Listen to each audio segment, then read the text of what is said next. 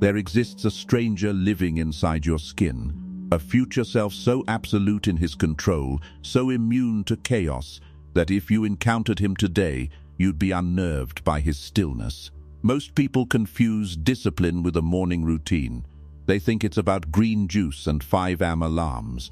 That's not discipline, that's a schedule. True discipline is a declaration of war on your own biology. It's the ability to watch your own mind beg for mercy and respond with silence. Machiavelli didn't waste his ink on poets or priests. He wrote for rulers, for the men who understood that in a world built on deception and flux, softness is a death sentence. He knew that to command respect in a chaotic universe, you cannot be predictable. You cannot be fragile. You must become a geological force, slow, patient, and utterly unstoppable. When you forge this version of yourself, people won't just admire you. They'll grow uneasy in your presence. They'll sense a fundamental shift in the room's gravity. They're looking at a man who can no longer be played, a man who has stopped negotiating with his own weaknesses, and that is terrifying to them. Because a man who cannot be broken by his own mind cannot be broken by anything. You clicked on this because you're exhausted, not the kind of tired that sleep fixes. You're tired of the cycle, the burst of motivation on Sunday night, the collapse by Tuesday afternoon. You're watching the world move while you're stuck on a hamster wheel of your own making, going nowhere fast. You want the blueprint for a bulletproof mind. I'm going to give it to you, but this isn't a self-help seminar. This is a surgical removal of the weak, dependent, emotional parasite that's been running your life. We are going to apply the cold strategic philosophy of Niccolò Machiavelli to the raw material of your daily existence. By the time the credits roll, you will understand why the need to be liked is a chain, and why being feared through your unbreakable consistency is the purest form of freedom. But you have to pay attention. The secret isn't in what you acquire, it's in what you have the courage to exterminate. Most men are not free. They are serfs to their impulses, slaves to the glowing rectangle in their pocket, prisoners to the opinions of strangers. The moment you step onto this path, you sever those chains. You become a sovereign nation of one. But sovereignty demands a tribute. Are you willing to pay? Phase 1, the fortress of silence. Machiavelli observed that the masses see only the surface. They judge the spectacle, not the substance. The average man broadcasts everything. He live streams his breakfast. He tweets his ambitions. He posts his new chapter on social media before he's even written the first sentence. He's seeking a round of applause for work he hasn't even started. This is his fatal error. He releases all the pressure before the engine turns over. You must become the inverse. You must become a ghost. True power is cultivated in the dark, in the quiet. When you narrate your journey to everyone, you're not building momentum, you're begging for permission. You're asking the audience, is it okay if I become someone else? Stop asking. The most formidable presence in any room is the person who watches, absorbs, and remains an enigma. When you choose silence, you create a void. People project their own anxieties onto that void. They start to wonder. They feel your absence. This silence is your armor. It guards your intent. When you labor in the shadows, you can stumble without a witness. You can correct your course without the static of other people's doubt. Imagine vanishing for 6 months. No posts, no updates, no explanations, just the work. The gym, the books, the craft. You starve the noise. You starve the cheap dopamine. You starve the relationships that only exist around a bottle. And then you re-enter the atmosphere. But you don't come back the same. You return heavier, denser. Your energy is different. You don't have to tell anyone you've changed. They can feel it in the space you occupy. They see it in the way you hold a room without saying a word. This is the discipline of the ghost. It unnerves people because it's a mirror to their own scattered attention. It reminds them that while they were begging for likes, you were stacking power.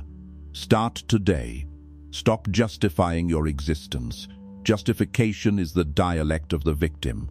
The sovereign does not explain his movements, he executes them. If you're tired, close your mouth and work. If you're hurting, close your mouth and heal. If you're winning, close your mouth and keep winning. Your results will eventually speak, and their voice will be a thunderclap that drowns out every excuse you ever made. Phase 2. The alchemy of emotion. There's a myth that the disciplined are unfeeling automatons, that they don't know pain, boredom, or despair. That's a comforting lie told by the weak. The disciplined man feels the full weight of every emotion. He feels the gravitational pull of the snooze button. He feels the sting of a missed opportunity. He feels the seductive whisper to quit. The difference is, he doesn't let his feelings drive. Machiavelli argued that a true prince must never be ruled by emotion, but must learn to wield it. He understood that men are driven by two forces, love and fear. You must apply this to your internal world.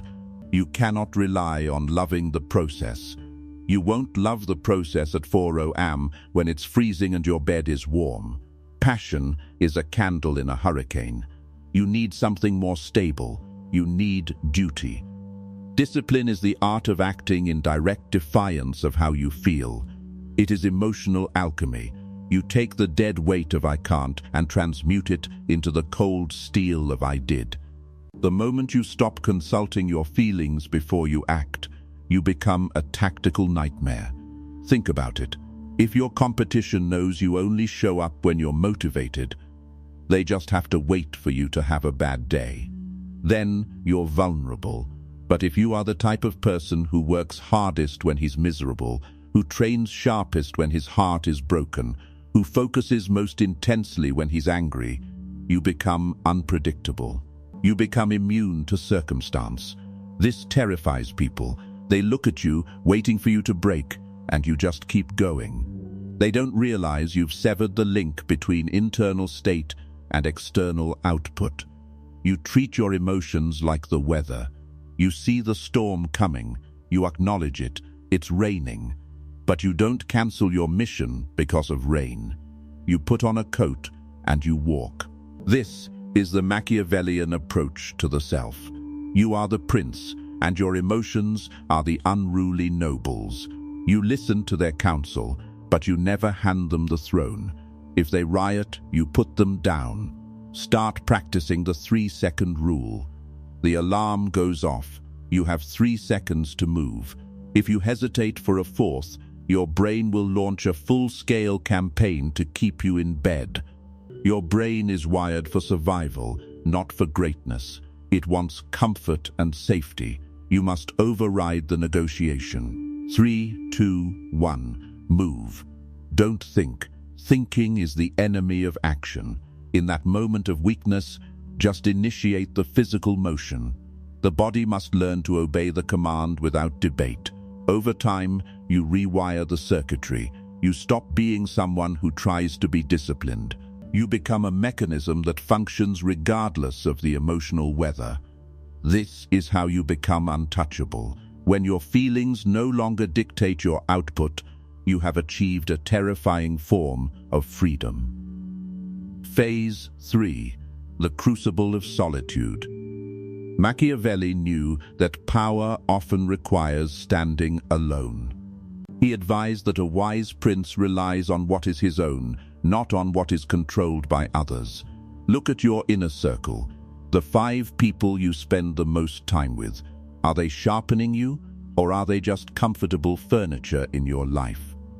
Most people are terrified of being alone with their own thoughts.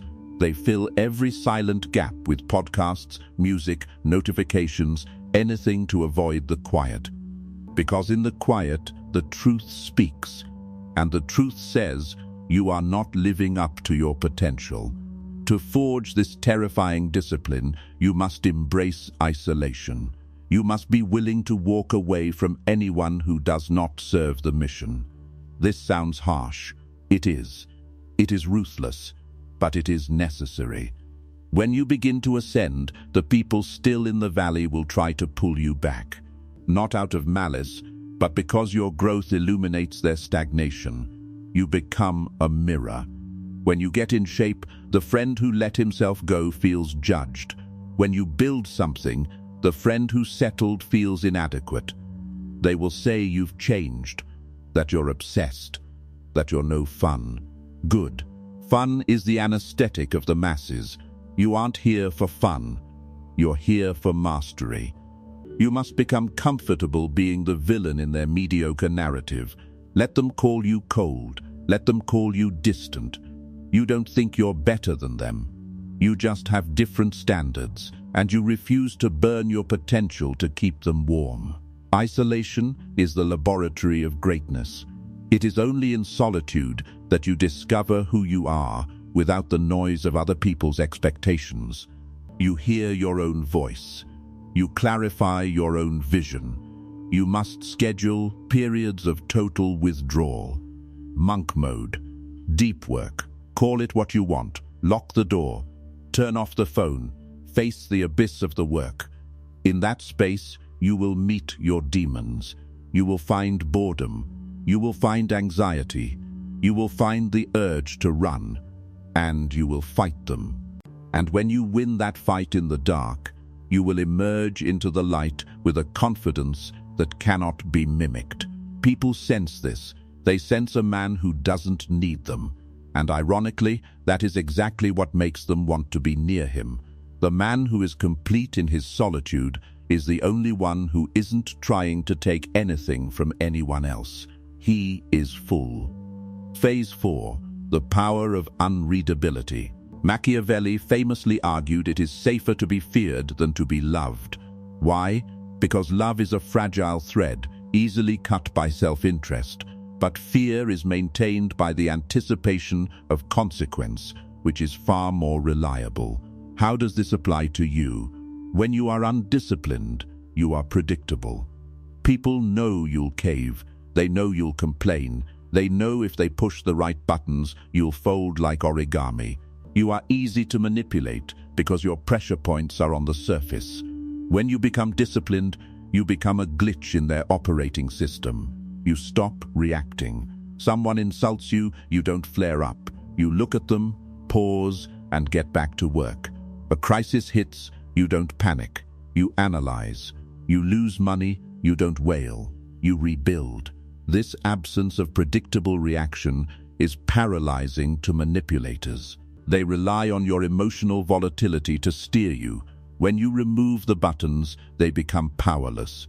Your consistency becomes your weapon. Imagine a person who shows up every single day. No fanfare, no complaints, just execution, year after year. You cannot stop them. You cannot discourage them. You cannot distract them. That person is terrifying because they are inevitable. You want to be that person. You want to be the force that cannot be bargained with. This isn't about aggression. It's about being implacable, like a glacier. Silent, slow, but crushing everything in its path. This requires you to kill the part of you that craves sympathy. Stop telling people your problems. Stop posting about your hardships. Stop looking for a pat on the back. When you seek sympathy, you're showing your throat. You're telling the world exactly where to bite you. Machiavelli would tell you to conceal your wounds. Not out of shame, but because you don't give your enemies the satisfaction of knowing they've drawn blood. Stand tall. Fix your expression. Walk with intent. Even if your world is burning, you do not let them see you sweat. This isn't faking. This is framing. You are telling reality, I am in control. Phase 5. The uncompromising standard. Why do you fail? Because your standards have a basement. You've accepted a version of reality where good enough is good enough. you need to raise the floor until it becomes a ceiling for everyone else. Machiavelli studied the fall of empires. Rome didn't fall to barbarians at the gate. It rotted from within. It lost its vert. It got soft. Luxury made it weak. You are living in the softest, most luxurious era in human history. Heated homes, food delivered to your door, infinite entertainment. Everything is engineered to sedate you.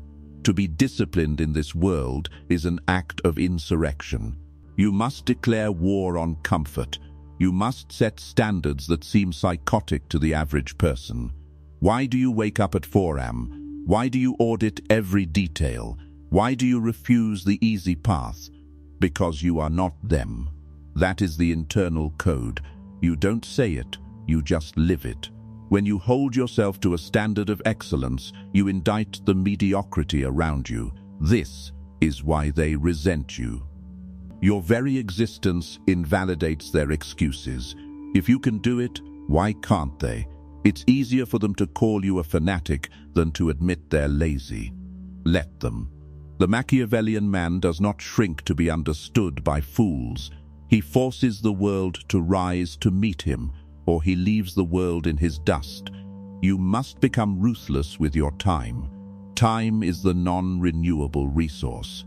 Every second you spend arguing online, scrolling mindlessly, or worrying about things outside your control is a second stolen from your future empire. Guard your time like a dragon guards its gold. Be inaccessible. Be brief. Be direct. When people realize your time is expensive, they stop wasting it. When they realize your attention is rare, they value it. Discipline creates scarcity, and scarcity creates value. By becoming so mechanically consistent, you lift yourself out of the general competition. Most are fighting in the crowded Colosseum. The air is thin at the top because few have the lungs to breathe there. Climb. The view is different. The silence is different. Phase 6, the funeral of the former self. This is the hardest part.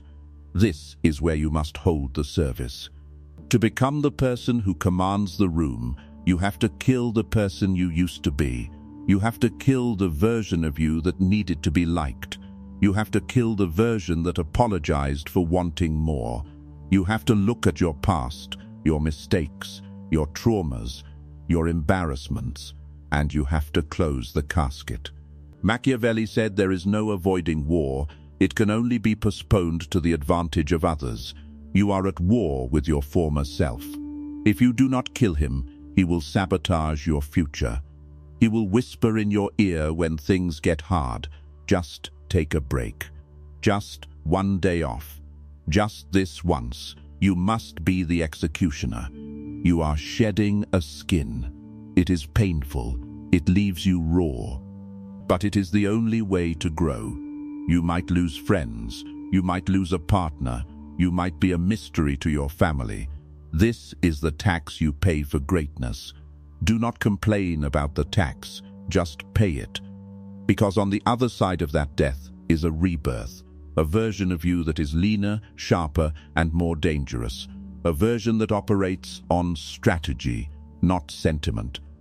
A version that sees the world as a chessboard, not a carnival.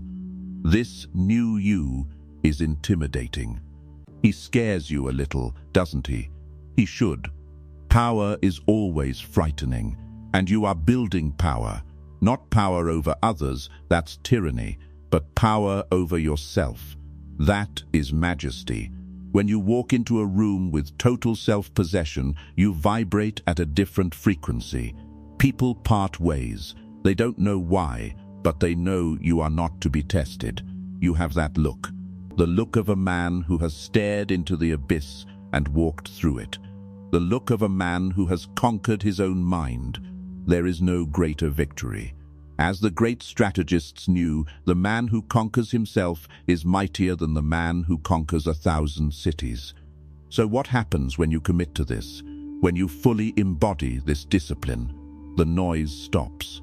The anxiety that has been the background music of your life goes silent. Because anxiety comes from knowing you're unprepared. It comes from knowing you're lying to yourself. When you are disciplined, you have nothing to hide. You know who you are. You know your capability.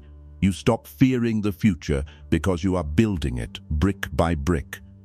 You stop fearing others because you know they can't outlast you. You stop fearing failure because failure is just data for the next attempt. You become free. But it is a cold freedom, a solitary freedom. It is the freedom of the wolf on the ridge looking down at the dogs in the yard. They are warm. They are fed. They are safe. But they are chained.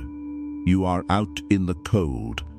You are hungry, but you are free. And that is the choice you have to make today. Do you want the warmth of the kennel or the power of the hunt? You cannot have both. Machiavelli wrote his masterpiece in exile, stripped of status, tortured, cast out. And in that darkness, he wrote the words that would outlast empires.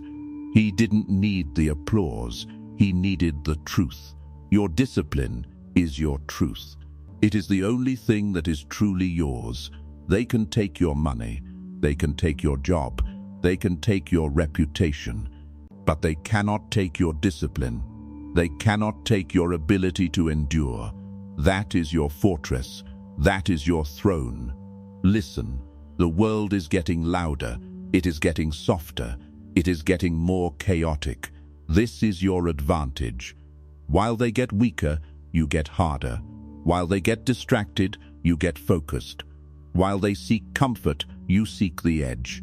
You are going to unsettle them, not because you're trying to, but because you are a mirror reflecting everything they were too afraid to become. Let them stare. Let them whisper. Let them fear. You have work to do. The path is cold. The path is steep.